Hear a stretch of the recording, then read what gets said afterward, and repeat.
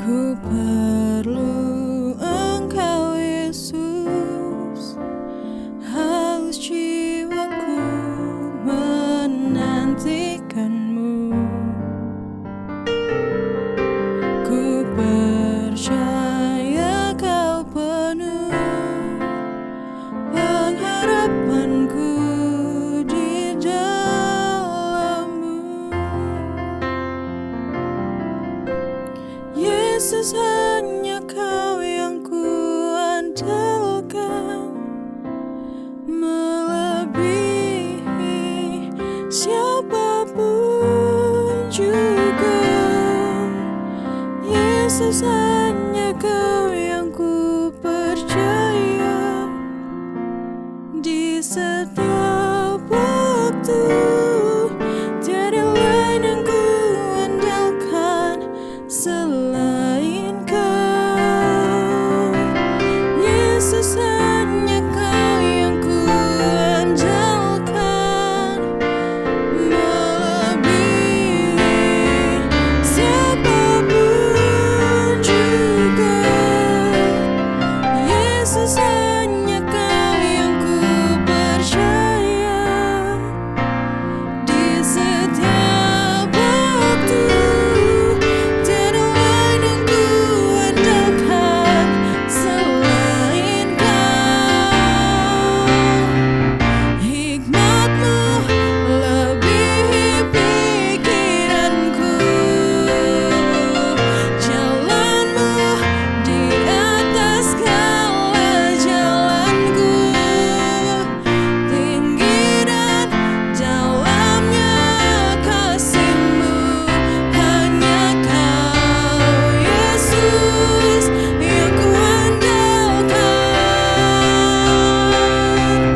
Hikmat-Mu lebihi pikiranku, jalan-Mu di atas segala jalanku. Tinggi dan dalamnya kasih-Mu, hanya Kau Yesus yang ku andalkan. Yesus, hanya Kau yang ku andalkan, melebihi siapapun juga. Yesus, hanya Kau yang ku percaya di setiap waktu. Tiada lain yang ku andalkan selain Kau. Hikmat-Mu lebihi pikiranku, jalan-Mu lebihi segala jalanku. Tinggi dan dalamnya kasih-Mu, hanya Kau Yesus yang ku andalkan. Hanya Kau Yesus yang ku andalkan.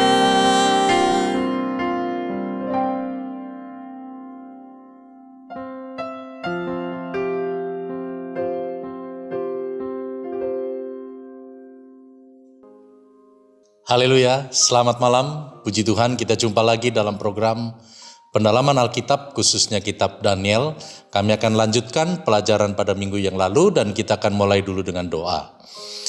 Bapa di surga, Bapa yang kami puji dan sembah dalam nama Tuhan Yesus Kristus, kami mengucap syukur dan terima kasih buat kebaikan-Mu, kemurahan-Mu dalam setiap hidup kami. Kalau kami masih diberikan kesempatan, kesehatan bagi kami, untuk kami boleh mengambil waktu belajar tentang kebenaran firman-Mu, khususnya kitab Daniel. Tuhan, Engkau tolong kami hamba-Mu yang akan menyampaikan kebenaran firman-Mu.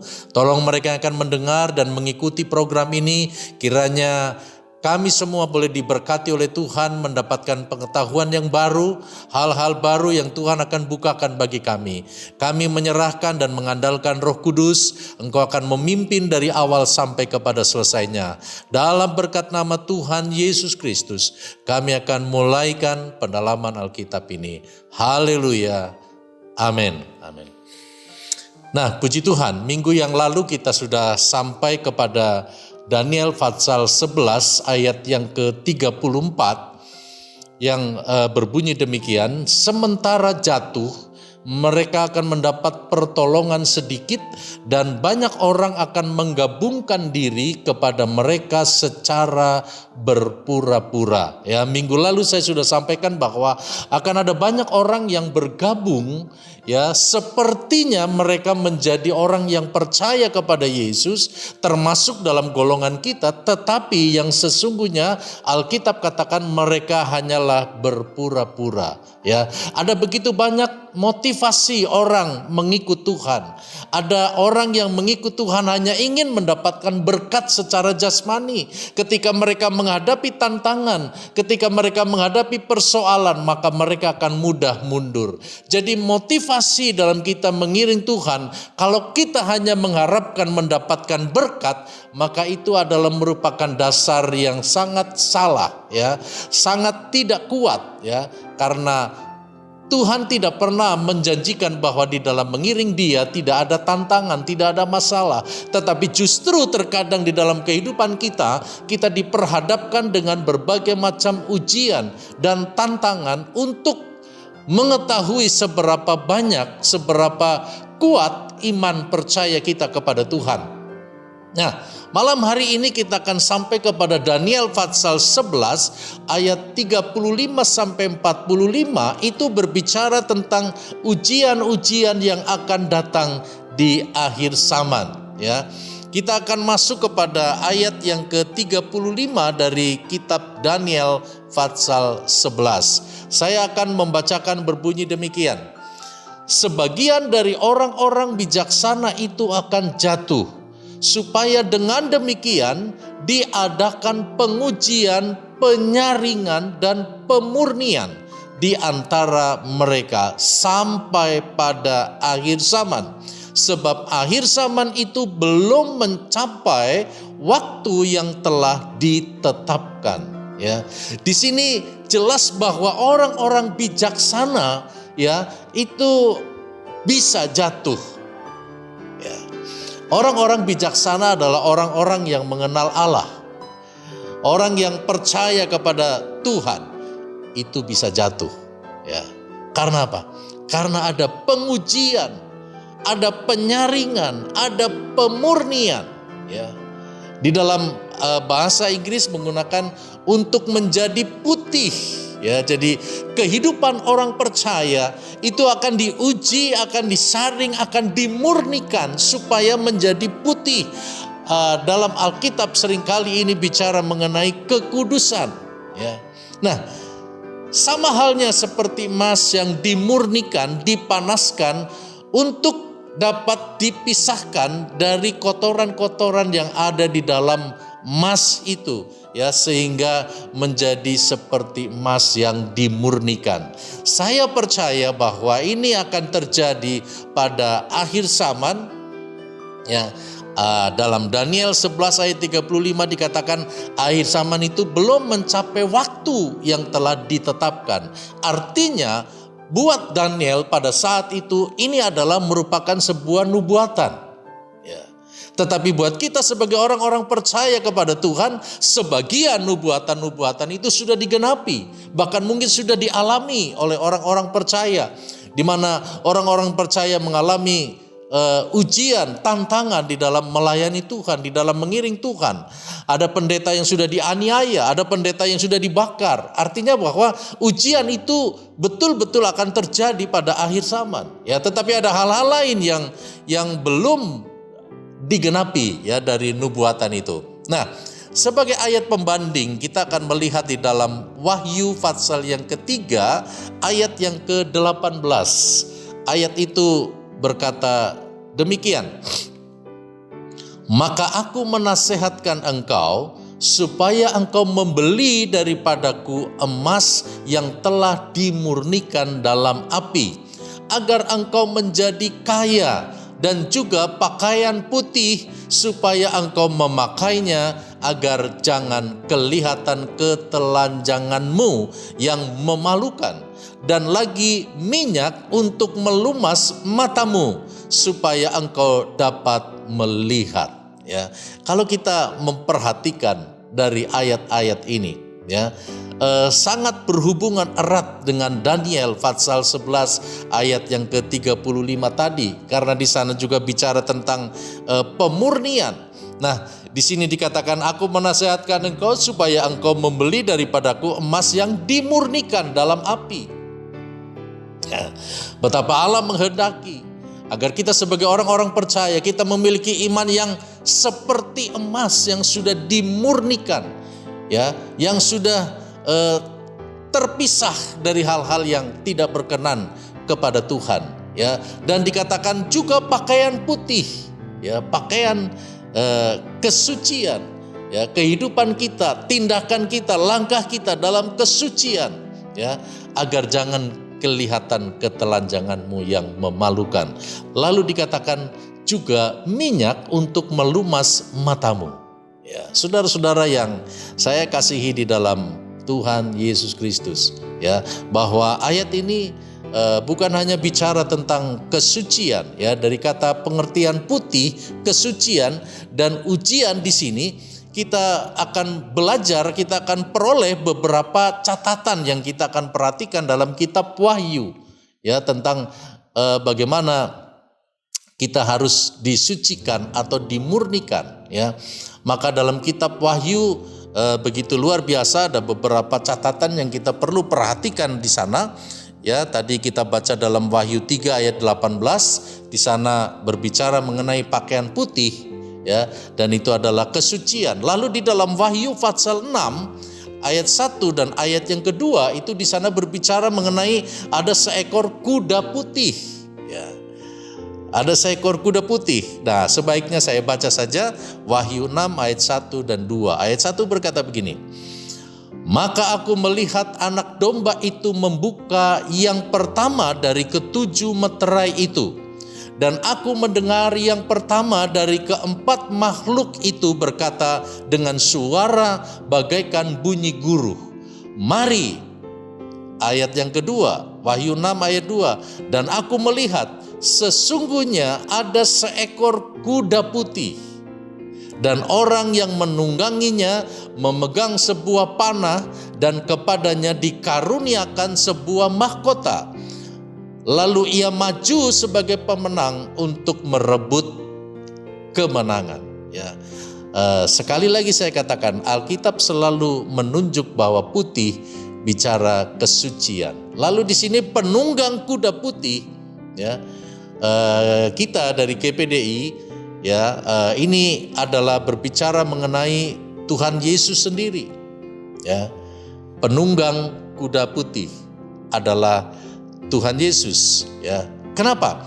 Ada yang memberikan tafsir bahwa penunggangnya itu adalah antikristus, ya. Sedangkan saya ulang-ulang tadi mengatakan bahwa putih seringkali bicara tentang kesucian. Jadi tidak mungkin antikristus dia adalah kesucian, ya. Tetapi kesucian itu ada di dalam Yesus Kristus yang dia adalah suci dan dia adalah benar, ya. Nah,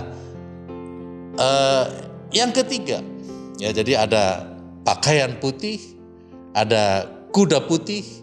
Lalu yang ketiga dalam 1 Petrus 4 ayat 12 sampai 19 itu memberikan pengajaran tentang ujian akan datang sebagai nyala api siksaan. Ya. Saudara-saudara, banyak orang menjadi takut ketika berbicara mengenai ujian, ya, yang akan datang sebagai nyala api siksaan, ya. Tetapi dalam 1 Petrus pasal 4 ayat 12 saya akan mulai baca. Saya akan baca sampai ayat 19, ya. 1 Petrus 4 ayat 12 berkata begini. Saudara-saudara yang kekasih, janganlah kamu heran akan nyala api siksaan, ya. Jangan heran kalau ada nyala api siksaan yang datang kepadamu sebagai ujian. Seolah-olah ada sesuatu yang luar biasa terjadi atas kamu, ya. Jadi jangan kaget kalau ada ujian yang datang di dalam kehidupan kita. Ada nyala api siksaan yang itu datang sebagai ujian, seolah-olah ada sesuatu yang luar biasa. Enggak luar biasa. Allah kita jauh lebih luar biasa, ya. Ayat yang ke-13 dikatakan begini. Sebaliknya, bersukacitalah sesuai dengan bagian yang kamu dapat dalam penderitaan Kristus, supaya kamu juga boleh bergembira dan bersukacita pada waktu Ia menyatakan kemuliaannya. Ya, jadi jangan terkejut, jangan seolah-olah itu adalah sesuatu yang luar biasa. Alkitab katakan sebaliknya bersukacitalah. Ya, artinya bahwa kita menjadi bagian, ya, bukan seluruhnya, menjadi bagian karena Kristus juga sudah menderita buat saudara dan saya. Kita hanya bagian kecil kalau kita diizinkan mengalami berbagai aniaya, ya. Di dalam ayat yang ke-14, 1 Petrus 4 ayat 14. Berbahagialah kamu jika kamu dinista karena nama Kristus, sebab roh kemuliaan yaitu roh Allah ada padamu. Ya, kalau penderitaan kita alami, ya, kita dinista, kita diejek, kita diolok karena nama Kristus. Firman Tuhan katakan berbahagialah. Ya, berbahagialah. Ya, tapi ayat 15, janganlah ada di antara kamu yang harus menderita sebagai pembunuh atau pencuri atau penjahat atau pengacau. Ya, ada 3P di sini. Ya, jangan sampai kita menderita karena pembunuhan, karena kita membunuh. Jangan sampai kita menderita karena mencuri. Jangan sampai kita menderita karena berbuat jahat. Jangan sampai kita menderita karena kita menjadi pengacau. Ya, tetapi kalau kita menderita karena nama Kristus, artinya bahwa kita membawa nama Tuhan, kita bicara tentang nama Tuhan, tetapi kita tetap diejek, diolok, dihina, bahkan mungkin tidak dianggap orang. Ya, Alkitab katakan berbahagialah. Ya. Ayat 16, tetapi jika ia menderita sebagai orang Kristen, maka janganlah ia malu, melainkan hendaklah ia memuliakan Allah dalam nama Kristus itu. Ayat 17. Karena sekarang telah tiba saatnya penghakiman dimulai, dan pada rumah Allah sendiri yang harus pertama-tama dihakimi. Dan jika penghakiman itu dimulai pada kita, bagaimanakah kesudahannya dengan mereka yang tidak percaya pada Injil Allah? Nah, ya, nanti saya jelaskan. Ayat yang ke-18. Dan jika orang benar hampir-hampir tidak diselamatkan, apakah yang akan terjadi dengan orang fasik dan orang berdosa? Ayat 19. Karena itu baiklah juga mereka yang harus menderita karena kehendak Allah, menyerahkan jiwanya dengan selalu berbuat baik kepada Pencipta yang setia. Ya. Saudara-saudara, ayat-ayat yang saya baca ini, dia ingin berkata bahwa ujian adalah sesuatu yang biasa, ya, bukan luar biasa. Ya, Paulus pernah bilang, pencobaan-pencobaan yang kamu alami itu adalah pencobaan yang biasa, tidak melebihi kekuatan kita. Ya. Kalau kita perhatikan tadi, ada aniaya yang disebabkan karena nama Kristus. Ya. Kalau itu yang terjadi, Alkitab katakan jangan malu, melainkan bersukacitalah. Ya. Nah, tadi dikatakan dalam ayat yang ke-17 bahwa pemurnian dimulai dari rumah Allah. Ya. Ujian itu akan bisa datang di dalam kehidupan kita sebagai gereja Tuhan. Ya, ada yang dari luar, ada yang dari dalam. Yang dari dalam yang dimaksudkan adalah datang dari sesama orang Kristen. Ya. Nah, ini yang lagi ramai hari-hari ini, ya, tentang kehidupan orang Kristen. Ya. Nah, jadi ada orang-orang yang menyerang dari kekristenan itu sendiri, ya, dari dalam sendiri, tetapi ada yang dari luar. Jadi dapat kita lihat bahwa Tuhan bekerja di dalam gereja, ya. Di situ akan terjadi banyak orang yang akan jatuh. Karena serangan itu bukan hanya dari luar, tetapi juga dari dalam. Ya, mungkin kita akan berpikir bahwa kenapa kita sama-sama Kristen? Kenapa kita harus saling menyerang, saling menjelekkan, saling menjatuhkan? Ya. Nah, saudara-saudara, itu semua belum akhir. Ya, itu belum akhir. Ya, karena saya percaya bahwa masih akan ada banyak lagi hal-hal yang terjadi yang mengejutkan, ya, yang membuat kita terkejut. Ya. Apalagi kalau kita tidak mengerti firman Tuhan, ya, kita akan bisa menjadi lemah ketika melihat apa yang terjadi, bahwa ternyata orang Kristen bisa melukai orang Kristen, bisa menyakiti sesama seiman, bisa membunuh seiman, ya, orang yang sama-sama seiman. Ya. Kalau kita tidak mengetahui firman Tuhan, kita bisa akan menjadi lemah. Karena itu kita harus bergantung terus, ya, pengharapan kita hanya kepada Tuhan. Ya. Itu yang ketiga, dan kita akan sampai kepada yang keempat. Ya, bagaimana kehidupan Kristen itu akan mengalami ujian, ya, dimurnikan. Yang keempat kita bisa lihat dalam Hakim-Hakim pasal 7 ayat yang ketiga. Katakan begini, maka sekarang serukanlah kepada rakyat itu demikian, siapa yang takut dan gentar, biarlah ia pulang, enyah dari pegunungan Gilead.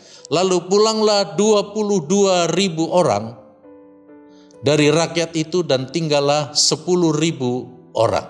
Ya. Dan seterusnya. Ya. Saudara-saudara, di sini ada satu kisah di mana Gideon diutus untuk pergi berperang. Nah, Gideon mulai mengumpulkan ada 32.000 tentara. Ya. Tetapi dari 32.000 tentara itu harus disaring, harus diseleksi, harus diuji. Ya. Maka dari 3.200 yang sisa hanya tinggal 300 orang. Ya. Dari 3.200 yang lulus ujian cuma 300 orang. Dan itulah yang dianggap layak. Ya. Jadi pada akhirnya nanti Tuhan juga akan menyucikan gerejanya, ya, yaitu saudara dan saya di akhir zaman. Akan ada orang-orang yang Tuhan keluarkan. Ya. Bagai emas yang dimurnikan, ada pasir-pasir yang dikeluarkan. Apa yang terjadi pada Antiochus Epiphanes, ya, di dalam Daniel pasal 11 ini berbicara tentang Antiochus Epiphanes, ya, itu juga akan terjadi pada hari-hari terakhir, ya, di akhir zaman. Karena apa? Karena Antiochus Epiphanes itu bicara tentang antikristus, ya. Dan antikristus itu akan nyata pada akhir zaman, ya. Nah, baik, kita akan sampai kepada Daniel 11 ayat 36. Daniel 11 ayat 36 berkata begini, Raja akan berbuat sekehendak hati. Ia akan meninggikan dan membesarkan dirinya terhadap Allah. Juga terhadap Allah yang mengatasi segala Allah, ia akan mengucapkan kata-kata yang tidak senonoh, tak senonoh sama sekali. Dan ia akan beruntung sampai akhir murka itu. Sebab apa yang telah ditetapkan akan terjadi. Ya. Yang dimaksud dengan raja yang berbuat sekehendak hati ini adalah Raja Antiochus Epiphanes. Ya. Nah, ini perbuatannya ini membayangkan atau menggambarkan tentang antikristus. Ya. Jadi dalam pasal 11 ini kita sedang bicara tentang nubuatan mengenai Antiochus Epiphanes dan antikristus. Ya. Antiochus Epiphanes disejajarkan dengan antikristus, ya. Fisiknya adalah Raja Antiochus Epiphanes, tetapi karakternya, sifatnya seperti antikristus, ya. Dan akan ada kegenapan yang sepenuh yang ditulis di dalam kitab Daniel ini ya bukan pada saat Antiochus Epiphanes memerintah, melainkan nanti pada saat Antikristus memerintah. Ya. Jadi bagi Daniel perkataan Alkitab ini adalah merupakan nubuatan, tetapi buat kita sebagai sebagian sudah digenapi dan sebagian lain akan terjadi pada hari-hari mendatang. Ya, saudara-saudara, kita perhatikan di sana bahwa kekejaman Antiochus Epiphanes ini menggambarkan tentang kekejaman Antikristus. Ya. Tapi semua kekejaman tersebut ada batasnya. Ya, begitu juga Antikristus, ada waktunya. Ya, ada waktunya. Ya, hanya kerajaan Allah yang bersifat kekal. Raja itu akan berbuat sekehendak hatinya. Ya, kegenapannya terdapat di dalam Wahyu 13 ayat 4. Ya, begitu luar biasa kalau kita belajar tentang kitab Daniel ini, sangat erat hubungannya dengan kitab Wahyu. Dalam Wahyu 13 ayat yang keempat dikatakan begini, dan mereka menyembah naga itu karena ia memberikan kekuasaan kepada binatang itu, dan mereka menyembah binatang itu sambil berkata, siapakah yang sama dengan seperti binatang ini? Ayat 5, dan kepada binatang itu diberikan mulut yang penuh kesombongan dan hujat, kepadanya diberikan juga kuasa untuk melakukan 42 bulan lamanya. Nah, di sini kita akan melihat ya, binatang yang keluar dari dalam laut itu adalah Antikristus. Ya. Dia akan memperoleh seluruh kekuasaan. Ya. Siapa yang memberi? Setan. Ya. Seluruh kekuasaan setan akan diberikan kepada Antikristus. Ya. Pada saat ia memerintah, maka seluruh penduduk bumi akan takut kepadanya. Ya. Antikristus dia memiliki kekuasaan yang hebat. Ya.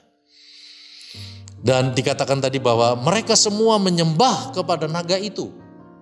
Ya, sambil berkata, siapakah yang seperti binatang ini? Ya, kepada binatang itu diberikan mulut yang penuh kesombongan dan hujat. Berapa lama ya, diberikan kuasa itu? Ya, saya katakan tadi bahwa tidak selamanya kerajaan Antikristus itu dikasih waktu. Ya, hanya dikatakan diberi kuasa melakukannya selama 42 bulan lamanya. 42 bulan itu artinya 3,5 tahun. Ya, jadi Alkitab jelas ya, dia selama 3,5 tahun. Ya, dia akan berkuasa di dunia, akan berkuasa di bumi. Semua akan menyembah kepadanya, semua akan takut kepadanya. Ya, nah. Tentunya hal ini akan lebih menarik lagi kalau kita lebih belajar lebih dalam lagi dan lebih dalam lagi. Ya, kita akan lanjutkan pada minggu depan. Ya, malam hari ini kita akhiri sampai di sini dan kita akan lanjutkan minggu depan. Ikuti terus pendalaman Alkitab, kitab Daniel, karena ini akan memperkaya kita sebagai orang-orang percaya yang hidup di akhir zaman. Ya, puji Tuhan, saya akan akhiri dengan doa. Kembali lagi kami bersyukur kepadamu Tuhan, betapa hebat kita melihat kuasa yang diberikan kepada Antikristus pada akhirnya. Tetapi kami percaya Engkau Allah yang kami sembah jauh lebih hebat dari kuasa manapun termasuk Antikristus.